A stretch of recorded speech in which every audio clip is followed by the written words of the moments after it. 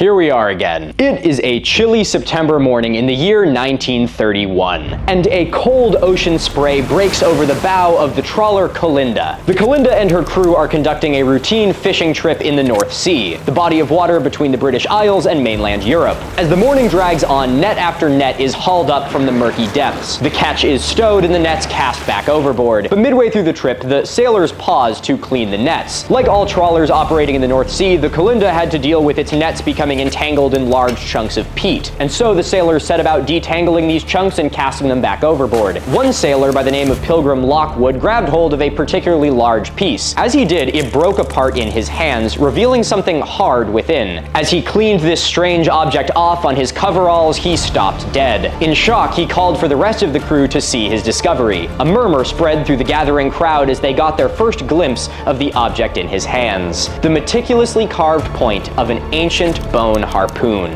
The crew was likely giddy with excitement as they passed the discovery around, but what none of them could have known is the massive implications of what they had just discovered. That below their tiny boat, floating alone in an open sea, was the vast remains of an ancient drowned world. Howdy friends, my name is Milo Rossi, and today it is my great pleasure to take you on a field trip back in time, where we will explore the rise and eventual cataclysmic fall of the infamous Doggerland.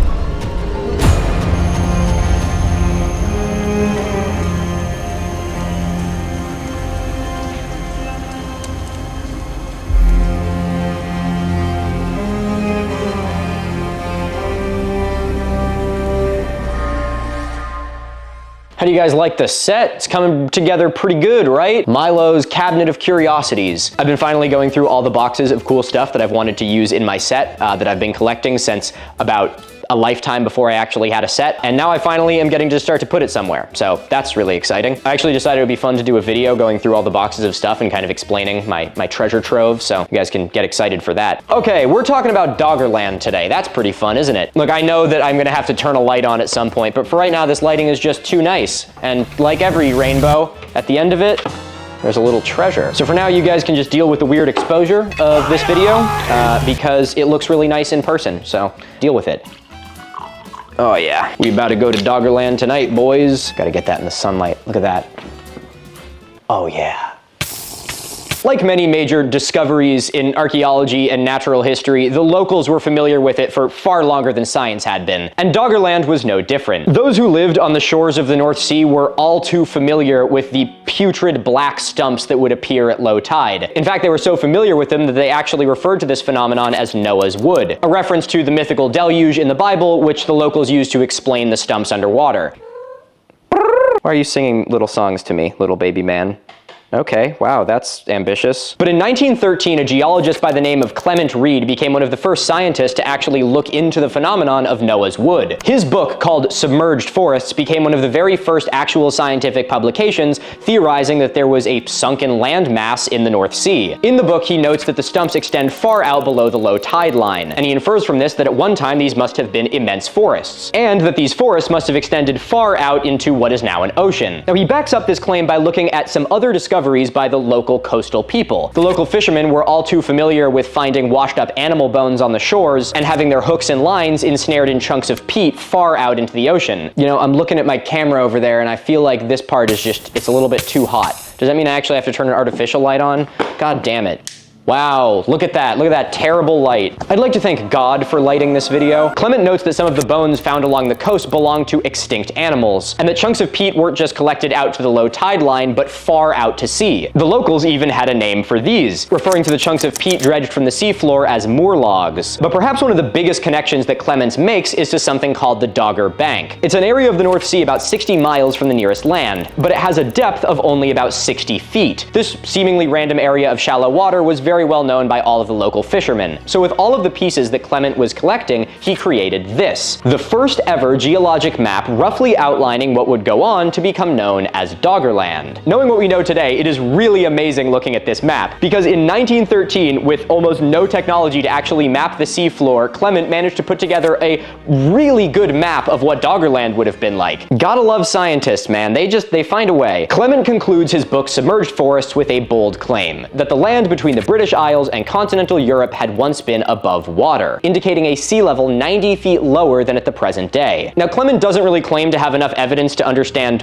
why this is, and he also admits that he isn't sure if this is because the ocean is rising or the land is lowering. Though with the information he had at the time, he speculates that this was due to the land getting lower, which we now know to be not true. And he even postulates when this subsidence ended, about 3,000 years ago. And he uses some pretty logical trains of reasoning, even if they are incorrect by today's standards. This paper is absolutely amazing and is available for free online and is linked with the rest of my sources in the description. If you're looking for a fun read to just kind of like flip through and look at some cool old diagrams and stuff, I recommend you check it out. In the final page of Clement's book, he says this: "In this connection, it might be worthwhile systematically to dredge the Dogger Bank in order to see whether any implements made by man can be found there." With his conclusion, Clements had correctly inferred that if there was land, there must have been people. Now, unfortunately, Clements would die just 3 years after the publication of this book in the year 1916, and he would never know that his hypothesized lost land would go on to be proven true. A mere 15 years after Clements' death, what is widely regarded as the first artifact from Doggerland was recovered. The artifact, of course, was none other than a 6-inch long bone harpoon dredged from the trawler Colinda.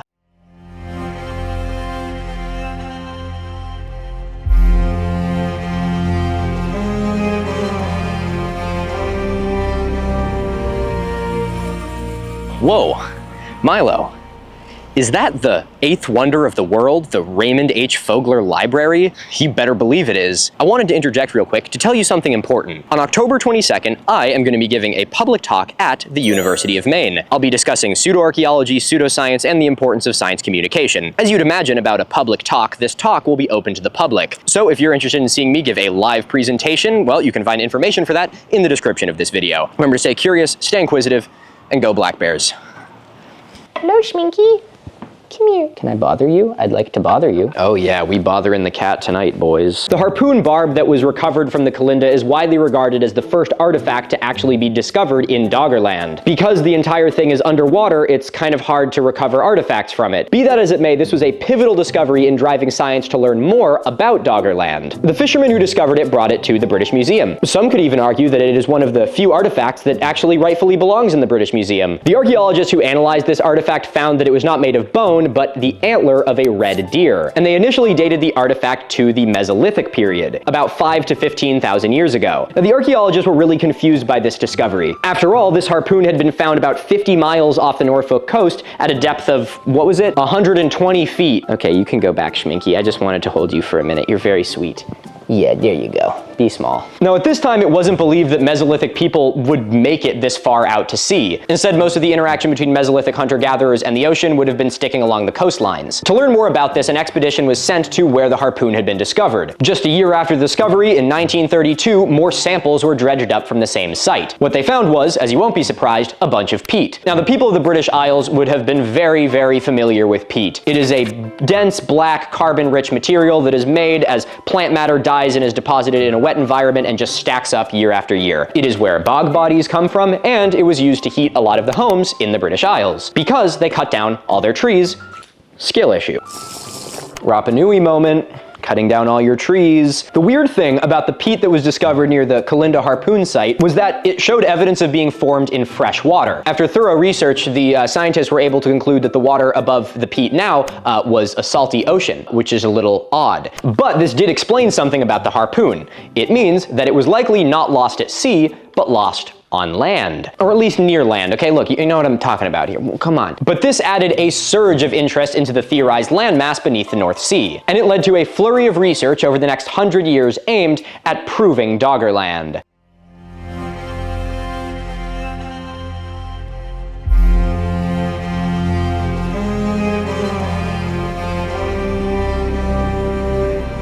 As technology slowly but surely progressed, Doggerland changed from a wild piece of speculation to a well-supported scientific theory. Much of both the early evidence and modern evidence for Doggerland is discovered by beachcombers. People walking along the coast of the North Sea have been recovering artifacts there for years. They have found projectile points made of bone, antler, and flint, some of which we now even speculate to have been made by our European cousins, the Neanderthals. Should I say, some of our European cousins, the Neanderthals. See, it's all in the hand gestures, man. It's I told you, I'm bilingual, I speak Italian. As well as finding bones of now extinct animals like species of wild horses, saber-toothed tigers, and even woolly mammoths. And, a little freakily, bones of ancient people. This area remained under-researched by geologists and archaeologists for quite a while. For both fields, it was really hard to access. Geologists didn't really deem it old enough to be something worth their while, and for archaeologists, the context was so destroyed that they thought their efforts would be best spent elsewhere. So it wouldn't be until 2010 that some of the largest efforts in actually understanding Doggerland would have been undertaken. A large piece of this research was done by an archaeologist by the name of Vincent Gaffney. He wanted to create a map of Doggerland, but short of him surveying the entire North Sea by himself, he decided to take a little bit more of a strategic route. He worked with oil, natural gas, and wind companies who had already surveyed the ocean floor and used their data. And with the addition of sediment cores gathered in 2019, Gaffney and his team were able to prove that Doggerland had, in fact,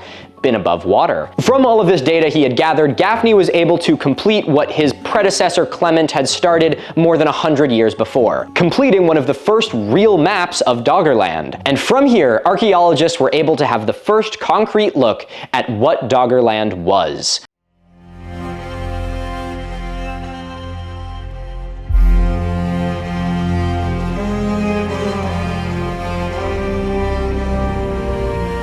Doggerland is the name given to a 17,000 square mile piece of submerged continental shelf in the North Sea. During the last glacial period between about 120 and 20,000 years ago, much of the Earth's water would have been locked up in massive continental ice sheets. As a result, there was less water in the oceans, and so the ocean levels were a lot shallower, as much as 400 feet shallower. This means that for much of recent geologic history, Doggerland would have actually been above water, and it would have created a lowland that bridged the gap between the British Isles and continental Europe. This also means that if you were standing in what's now continental Europe and looking at the British Isles, they wouldn't have been isles, they would have been a distant mountain range. While this map kind of seems alien to us, it would have been the map of Europe that most of our human ancestors would have been familiar with. So let's start our walk back in time and have a look at the bones of Doggerland.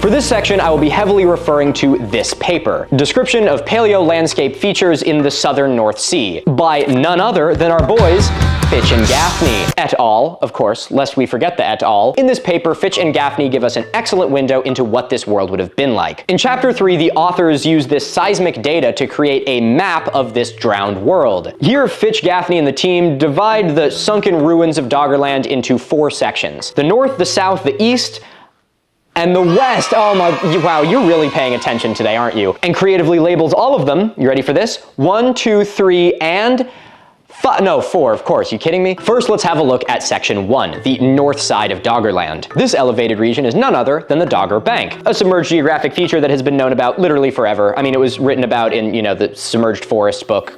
People know about it. Wow, I wrote that so much nicer in my script. A feature identified by Clement back in 1913. You could look at Dogger Bank as sort of the northern coast of Doggerland, and the Dogger Bank would actually have been above sea level for a lot longer than most of Doggerland, eventually, as we will see, even becoming an island. By looking at the topography, we can see the remains of ancient stream beds, drainage systems flowing northwest off of the submerged highlands and out into the sea, and in the south, a much bigger drainage system flowing southwest. Geologic evidence actually suggests that many of the rivers in Doggerland were flowing in the paths of ancient meltwater rivers that were revealed from the ice sheet as it receded 20,000 years ago. Now let's have a look at Section 2, the east side of Doggerland. This one is a little bit more boring. It's pretty much just a big sloping plain, but you'll notice a large feature to the north, a massive depression called the Elbe Paleo Valley. This is actually a continuation of the modern Elbe River, and the colossal size of this channel suggests that at the time it had a massive flow. This channel would have also added more than 400 kilometers to the Elbe River, making it longer than the modern-day Rhine. And this brings up something that's really important. Many of the rivers that flowed through Doggerland are the continuation of rivers that still exist today. Fun part, Milo getting to pronounce the names of rivers in Europe and not looking up any of them first. This one is for all my European viewers. Rivers like the Thames,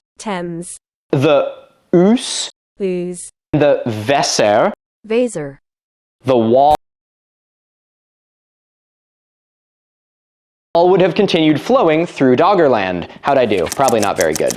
I don't know. Someone give me a scorecard. Well, obviously rivers with headwaters that originated in Doggerland are now submerged. Because Doggerland was a lowland, many modern rivers would have continued flowing through it, which is kind of cool, I think. Now let's have a look at section 3. The west side. This section hugs the coast of England, and its most notable feature is a large depression known as the Outer Silver Pit. Why is it? I should have looked up why it's called that. I have no idea why it's called that. That would have been an interesting thing to add in the video. This video could have used another 20 minutes of me talking about random shit. The Outer Silver Pit can be 80 meters deeper than the surrounding water. And one of the theories for what this feature is the remains of a paleo lake, uncreatively called the Outer Silver Pit Lake. It would have caught the drainage from the British Isles to the west and the Dogger Bank to the north, or I guess at the time it would have been the Dogger Highlands, settled in Outer Silver Pit Lake, and then flowed out into the North Sea to the north. Another theory is that this feature was carved or at least made more apparent by the sudden rapid inundation of Doggerland. And lastly, section 4. The south. Here we get into sort of the narrow gap between the British Isles and continental Europe. Now, one of the things you'll notice is there's really not that much information here, and that's because, as the author notes, there's just a lot less data. There are a few notable paleo channels to the west, which seem to have intersected with the Ouse River, or is it called like the Ouse? If it's called the Ouse, I'm gonna lose my mind. But with so little data about this area right now, we will undoubtedly learn more in the future. So if we take all that and zoom back out, we finally have a map of Doggerland. A vast low-lying region with the Dogger Hills to the north, possibly a large lake to the southwest, and many streams, rivers, and tributaries all eventually draining north into the sea. Now, the last thing you gotta know is why this is even here in the first place. Doggerland is all on what's known as an alluvial plain, a big outwash of glacial debris, sand, gravel, and rocks. But you came here because you wanted to go on a field trip back in time. And luckily for you, I can take you there. Remember that peat we talked about earlier? It has layers in it. Being made by layer upon layer of natural material in a wet environment, peat creates a calendar, meaning that scientists can take a core sample of a peat bog and look year after year at a calendar of what a paleo environment would have been like. So thanks to the work of those diligent scientists, we are going to go all the way back to the beginning, right before the rise of the Mammoth Steppe.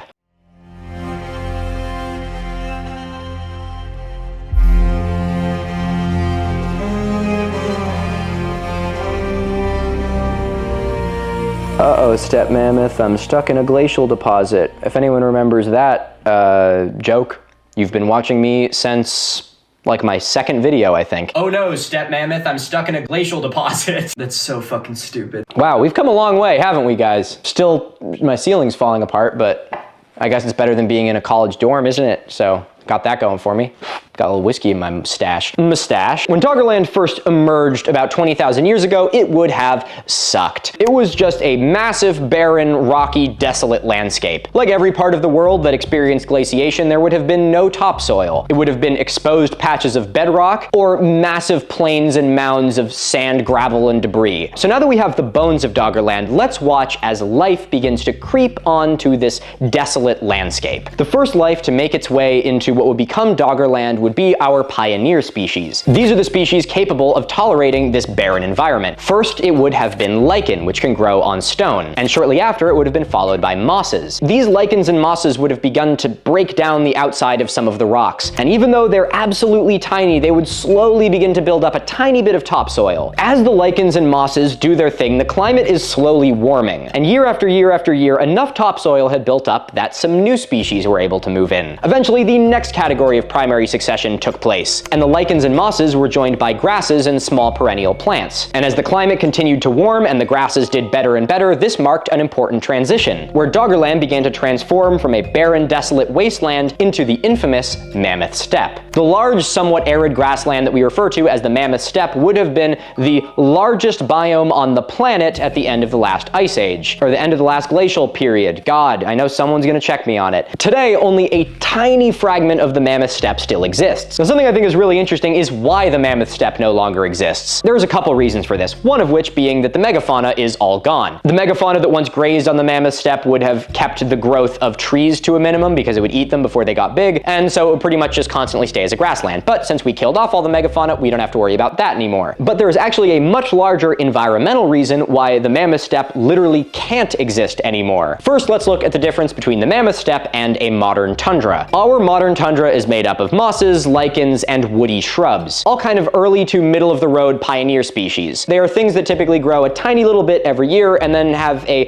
extended period of dormancy during the winter. The modern tundra is a very low energy environment. Now in comparison, let's have a look at the Mammoth Steppe. On paper, they look pretty similar, but the big difference is that the Mammoth Steppe would have been dominated by grasses. While mosses and lichens were still present, the Mammoth Steppe would have looked a lot more similar to a modern grassland than a modern tundra. The secret to understanding why the Mammoth Steppe no longer exists today is looking at its location on the planet. Have a look at the map of the estimated extent of the Mammoth Steppe biome. While sources and estimates vary, what is agreed upon is that the extent of the Mammoth Steppe was absolutely massive. Estimates show this paleobiome extending from the American Midwest all the way through the Bering Land Bridge into mainland China, potentially as far south as the Korean Peninsula, to the northern coast of the Black Sea, northern Italy, and even to the Iberian Peninsula in modern-day Spain. This puts the southernmost extent of the Mammoth Steppe potentially as far south as latitude 40. Now again, let's compare that to the modern tundra. Think about where the tundra is on the Earth today. It's between about 60 and 75 degrees latitude, the far reaches of Siberia and northern Canada. Now you may actually be starting to see where this is going. The Arctic Circle, the place where there's at least one day out of the year where the sun never rises, starts at latitude 66, meaning that a large portion of the modern tundra biome is in an environment where it will go at least a day out of the year where it receives no sunlight at all. And this is the key to understanding what happened to the Mammoth Steppe. The majority of the planet that still has the temperature and arid environment to support the Mammoth Steppe is simply too far north to have enough sunlight to support it. Even though the Mammoth Steppe was cold, it existed so far south that it received a lot of consistent sunlight. And this allowed for fairly high productivity pioneer species like grasses to grow. Most grasses need a season to propagate, grow, and ultimately go to seed. And in the Mammoth Steppe, there was enough sunlight in the growing season in order to do this. The modern tundra receives so little sunlight comparatively that it's only capable of producing a very short, intense growing season, and is incapable of supporting an environment with this high level of productivity. Now, I'm sure there's many factors contributing to the downfall of the Mammoth Steppe. I think it's something really interesting to think about, because with the Mammoth Steppe going from one of the largest biomes in the world to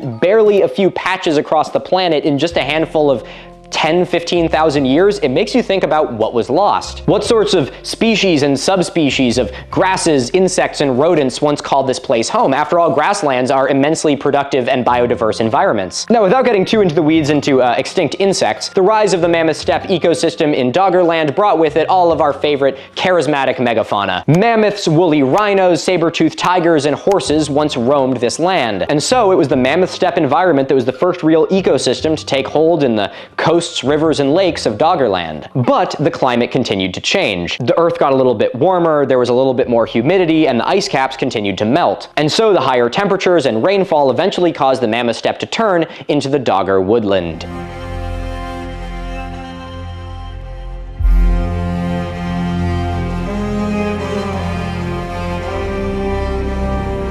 Yo, okay, why didn't you guys tell me that it was getting dark out and that I needed to turn another light on? God, thought you were my friend. You know who is my friend? Schminky! Say something. I'm putting you up here. My prized catch, the fearsome Savannah lion. You're such a swishy little cat. You're like a dust bunny with legs. She's right behind me, isn't she? Girl, my thermometer, bro. Come on, man. Have some respect. Guys, it's that time of the year again. It's 64 degrees in here. You know what that means. In like 3 videos, Milo's gonna be wearing a down jacket. Oh, Milo, you have a fireplace in there. Did you take, I don't know, the whole summer to maybe get a fireplace actually installed?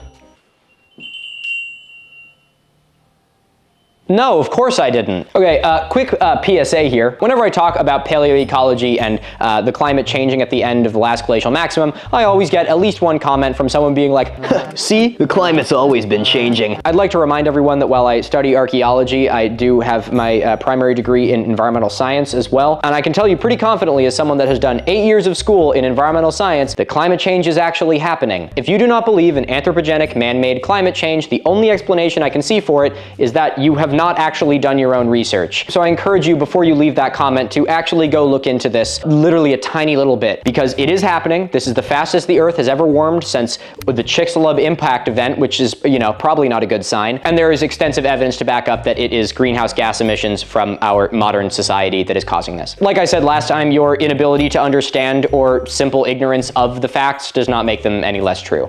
So let's keep going. Around 11,500 years ago began the Holocene epoch, or epoch, because I know that one of you is going to criticize me on it in the comments. You should meet up with the guy who left the comment about how the climate's always been changing. Maybe you can kiss about it. This time period, about 11,500 years ago, would have been right at the end of the Younger Dryas period, a time when the Earth's temperatures dipped for about 1,500 years. Whoa, nice job there, Schminky. Yeah, I was gonna say that. The period of warming around the beginning of the Holocene epoch was really the true end of the last glacial maximum, and it was also marked by some major sea level rise that established a new coastline in Doggerland. During this period, many of Doggerland's largest rivers, tributaries, lakes, and coastlines would have formed. And with the environment getting wetter, it led to the rise of a lot more, well, wetlands, including evidence of a large wetland to the west of the outer Silver Pit Lake. During the transition into the early Holocene, Doggerland would have had four major environments. The first would have been a shallow marine environment to the north. The seawater that had risen over the glacial plain would have created a shallow sea environment, which would have been cold but would have received enough sunlight to be a pretty productive environment. Another biome that would have arisen is the willow woodland. The genus Salix, or commonly the willow, would have been particularly adept to this environment. It loves really wet, cool places, which is kind of all that Doggerland was at the time. When we think of willows, we typically think of the weeping willow, which is, a large tree, but the willow genus is composed of more than 300 different species, everything ranging from large trees all the way down to small scrub brush. And it's likely that willow shrubs would have been actually some of the first intermediate species to enter Doggerland after the Mammoth Steppe had begun to recede. Extrapolating this line of reasoning, I think it's safe to say that since the willows kind of got a head start, they did really well in the early days of Doggerland being able to actually grow trees and bushes. The third environment during the transitional Holocene period of Doggerland would have been grassland. I know it's not very exciting, but there still would have been some of it left because there was things grazing there. While mammoths would have gone extinct in this region about 10,000 years before, there were still wild horses and other grazing animals that likely kept large growth to a minimum, maintaining large grasslands. And the last of the major environments would have been marshland. As the sea level rose and more rain fell, large flat areas got transformed into wet. They were wet. You want me to explain a marshland to you? Good God. This also led to a transitional area between the ocean and the lowlands. Because the land was so flat, there were huge estuaries and deltas that would have been brackish, where fresh water and salt water would have mixed. Now, as the Holocene creeps on, we begin to see a transition into what's called a pre-boreal environment. Slowly but surely, we see birch and pine begin to creep into the pollen record. This period also saw the rise of the heathland, a scrubland environment that did really well in the now accumulated layer of poor acidic soil. It was mostly scrub brush and small plants. And finally, about 10,500 years ago, Doggerland gave way to a boreal forest. The pollen record indicates an uptick in hazel and oak trees, and in the marine environment to the north, green algae, now able to survive there in the warmer climate. There's also evidence to suggest that the freshwater ecosystems were thriving at this time, with a large increase in the amount of aquatic species present on Doggerland. Especially common are things like snails, mussels, and other mollusks. But during this boreal period, some of the cracks start to show. This is some of the first time that we see living environment beginning to be overtaken by sea level rise. And the warming of the climate, which is causing the sea level to rise, is also forcing more animals into this very productive environment. Species like the red deer, and those that would go on to make tools out of its antlers, Homo sapiens, who are actually probably there pretty much as long as anything else was, now that I'm thinking about it. In order to help us learn a little bit more about this environment, I want to welcome someone very special. A friend of mine and another amazing science communicator here on YouTube, none other than History with Kaylee. So let's take a look at some of the remnants from the Doggerland landscape that we can see today in modern times. A landscape that went all the way from modern day, the west coast of the Netherlands, to the modern day east coast of England. Near where I grew up is a place called Schorel. This location has a beautiful pine forest that mixes together with the sand of the dunes. These pine trees were planted about 100 years ago, but the trees used to roam this area naturally for thousands of years. This area was once an Atlantic Dune Forest, but unfortunately the trees were cut down over the centuries, leaving behind large sandy plains. As you can imagine, sandy plains are not a great defense against the water of the North Sea during storms. And knowing that this area of the Netherlands is situated a couple meters below sea level, this was a bit of an issue. So the decision was made to reinstate the Atlantic Dune Forest. And the same species of pine trees and also oaks, birches and rowans were thus planted about 100 years ago. Pine trees hold the sand with their roots, preventing it from blowing away, and they evaporate a lot of water. What's fascinating is that Schorl in the Netherlands is located at a latitude of 52.7 and Norfolk in England is located at a latitude of 52.6. The reason why this is fascinating has to do with the fact that here in Norfolk we can see the remnants of the other side of this ancient Atlantic Dune Forest. The coastline of Norfolk has the same pine, oak, birch and rowan trees that grow through and near the sandy dunes, showing to us that long ago, during the time when Doggerland was still a landmass, a massive forest with sandy plains stretched from the modern-day coast of the Netherlands to the modern-day coast of Norfolk in England. This type of forest is actually very common along the Atlantic coast of England. The characteristics of this particular ecosystem is the salt spray that the often strong wind constantly brings with it. That salt spray and the wind ensure that the upper parts of the branches often break off, which causes trees to grow in more wood, which explains their irregular shapes. Of course, it's unclear when the Atlantic Dune Forest first came to be, but it's safe to bet that this occurred before Doggerland sank beneath the waves. The forest most likely changed over time due to the salt spray, but because we can clearly see two distinct locations on both sides of the North Sea at nearly the same latitude, it's not a big stretch to think that there used to be a very large forest spanning from North Holland in the Netherlands to Norfolk in England. Thank you very much for sharing your expertise, Kaylee. You might be thinking to yourself, wow, Kaylee actually lives near the North Sea. She's probably a lot more qualified to make this video. And she is, which is why she also made a video about Doggerland, focusing a lot more on the archaeology. This is a collaboration. This is what collaborations are. This is how we collaborate. This is how we uplift each other, you know? Just science communicators looking out for science communicators. Anyway, after this video, you should go check out Kaylee's video if you want to learn a little bit more about the human life of Doggerland. Let's keep rolling with this.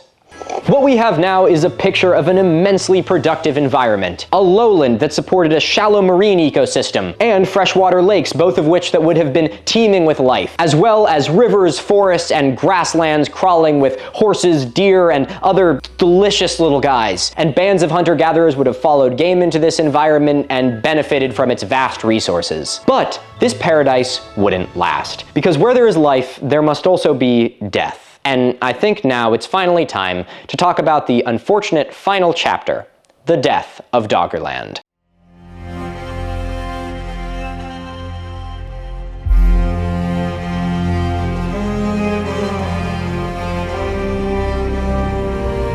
It's been argued that Doggerland was lost over three major stages. Three stages that took place over the course of a few thousand years. The first of this was during the early Holocene, about 9,000 years ago, as sea levels continued to rise. Since much of Doggerland was a low-lying area, most of it was highly susceptible to even a small amount of sea level rise. And as this process persisted into the Holocene, eventually Doggerland began to fragment. Slowly, seawater would have surrounded the Dogger Hills, creating the Dogger Bank Island. And with this, other lumpy glacial deposits became islands as well. This period would have transformed Doggerland from a vast open plain into an archipelago. At the time of this archipelago, about 8,000 years ago, the sea level had showed no signs of stopping. The large Dogger Bank Island became smaller and smaller, and many of the little islands just sank beneath the waves entirely. To put this into perspective, let me give a little bit of an illustration of how quickly the sea levels rose. Between 20,000 years ago and 11,500 years ago, the sea level went from 425 feet below its present level to 230 feet below its present level. Editors, do a little bit of math there to show how much of a difference that is.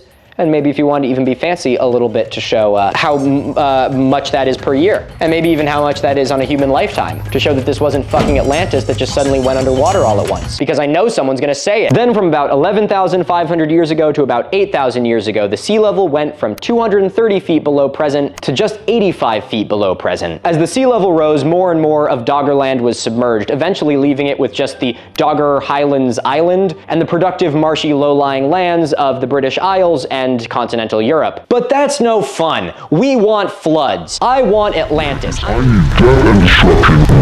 Okay, now we finally get to talk about the flashy things that destroy Doggerland, that, you know, make really fun Netflix mockumentary series. Did you see my eye twitch there? I swear to God, I felt it twitch. Fucking season 2. It's coming, isn't it? I'm gonna need a lot of this to get through that. Okay, finally, here's some of the fun theories about what destroyed Doggerland. About 8,200 years ago, something happened about 3,500 miles away. In North America, the retreat of the Laurentide ice sheet and the Cordilleran ice sheet had resulted in massive glacial lakes. There were some small ones, like Glacial Lake Cape Cod, some medium ones, like Glacial Lake Hitchcock, which I am currently working on a video about, throw a cool animation up in there, and some absolutely massive glacial lakes, like Glacial Lake Missoula in the Pacific Northwest. Among the massive lake was Lake Agassiz. Lake Agassiz filled what is now the Great Lakes region, and it was absolutely gigantic, covering an estimated area of 170,000 square miles. Like Lake Hitchcock and Lake Missoula, the death of Lake Agassiz took place in the form of a massive cataclysmic flood. Around 8,200 years ago, something went terribly wrong in North America, and the entire lake drained out of the Hudson River pretty much all at once. This caused a couple problems. One, it raised the sea level by Doggerland by between half a foot and a foot over the course of a few months to a year, and two, it stopped the North Atlantic thermohaline conveyor belt. This huge influx of cold water made the weather systems in the North Atlantic just kind of like die, which caused a period of extended regional cooling for about 100 to 150 years. Next time you think that the environment isn't important, remember that it is literally the only thing that has dictated every single chapter of Earth's history. So that's pretty bad. But the final controversial event, which some believe to have led to the death of Doggerland, is a giant tsunami.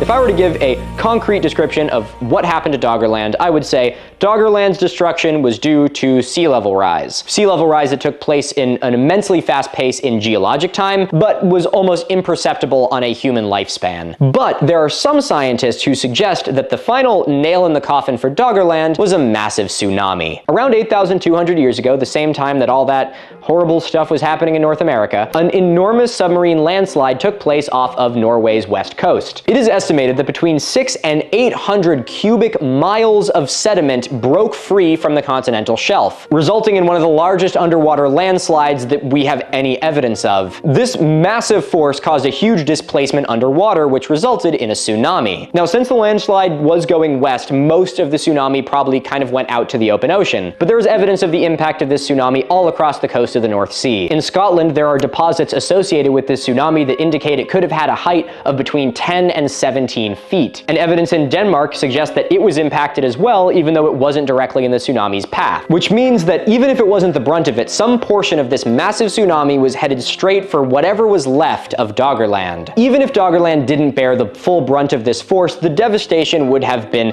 astronomical. Since the submerged alluvial plain that Doggerland is built on is so shallow, it would have forced the tsunami upwards, where it would have barreled straight into Doggerland, and core samples taken from the southern North Sea do support this. While the impact was likely different in much of Doggerland, it's believed that the part that was hit the hardest was the Dogger Bank. This outlying island was kind of like a barrier island for much of the southern part of the North Sea, and it was likely slammed with the tsunami. Any communities that called this place home would have been devastated. And to make matters worse, since many ancient hunter-gatherers would have lived along the very productive coastlines, they were right in the tsunami's path. With no warning and some of the most productive environments hit the hardest, it's likely that ancient humans were hit immensely hard by this disaster. There are even estimates that the tsunami wiped out a quarter of the North Sea coast's population. Now, while there is plenty of evidence that the tsunami impacted this area, there's not much to say that this was truly the final nail in the coffin. It's unlikely that the tsunami was able to submerge the rest of Doggerland, and even if it did, since it was a tsunami, it eventually just would have washed back out to sea. But it wouldn't be unfair to think that this could have been a coup de grace to many of the communities that called this place home. Proving the impact that this tsunami had on the ancient people of Doggerland is really hard to do. Because a tsunami is so immensely destructive, there is barely anything left from it. It eroded coastlines, washed away archaeological evidence, and left just a massive mess behind. And it happened at the exact same time at some of the coldest, harshest weather of the last millennium. The remnants of Doggerland ended up surviving into the Neolithic period. By about 7,000 years ago, what was once Dogger Island had been reduced to a massive sandbar, and not long after that, it slipped beneath the waves entirely. But despite the few tangible objects from Doggerland, we are still fascinated by it, and our hunger for knowledge has pushed the boundaries of archaeology as we tried to understand the ancient people of Doggerland.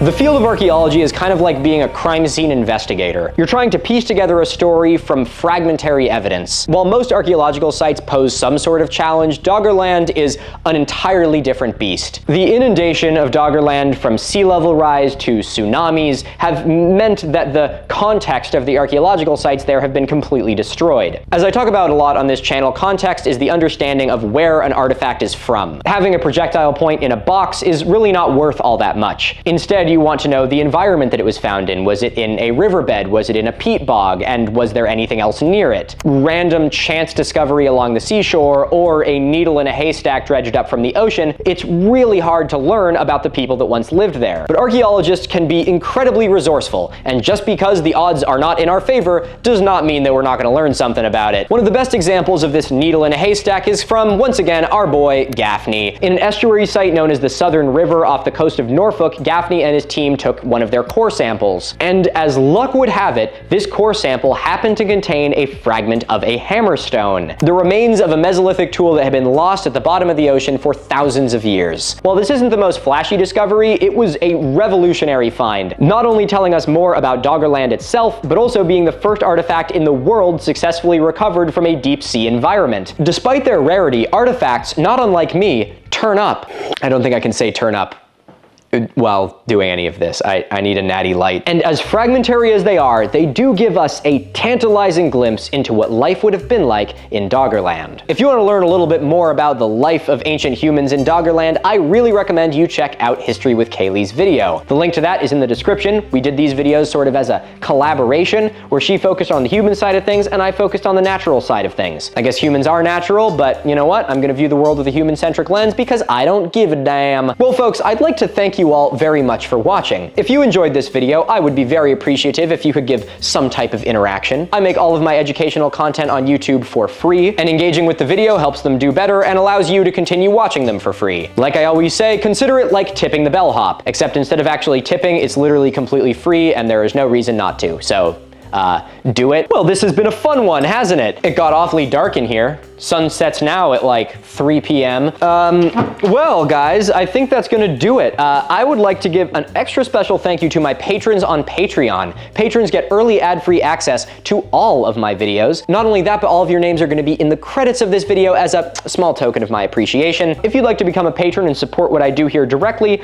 the link to that's in the description, down there. And lastly, I'd like to give a big thank you to all of my returning viewers. I feel like the latter half of this summer has been really successful, and it's been amazing to actually get some great videos out that I'm really proud of and see people absolutely love them. And I feel like I'm really starting to hit a stride here, which is pretty awesome. And I mean, with a set like this, I mean, Jesus, I kind of got to take it seriously, you know? Anyway, ladies and gentlemen, I'd like to thank you all very much for watching this video. My name is Milo Rossi. Remember to stay curious, stay inquisitive, and most importantly, remember to be like a willow.